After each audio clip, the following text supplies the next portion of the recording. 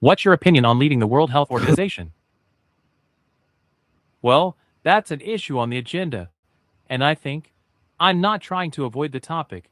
It seems to me that many times the media agenda wants us to discuss issues that are the least relevant.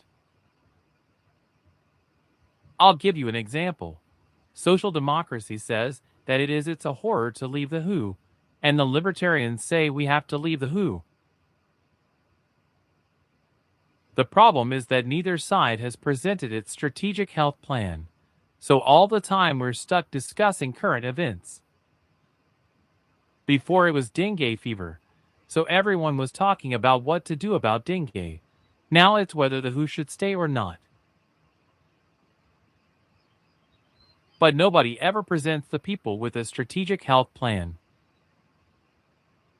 The principles of values is the only force that presented a government plan and a strategic plan in the different areas.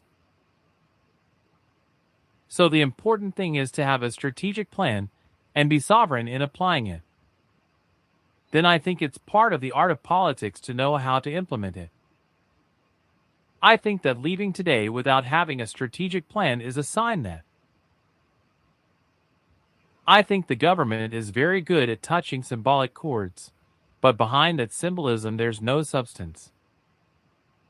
So they're just touching symbolic chords because it's true that the population was angry with the handling of the pandemic. So saying we're not going to retaliate against the WHO might give some a certain indication, but there's no substance. So it seems to me that more than discussing whether the WHO should stay or not,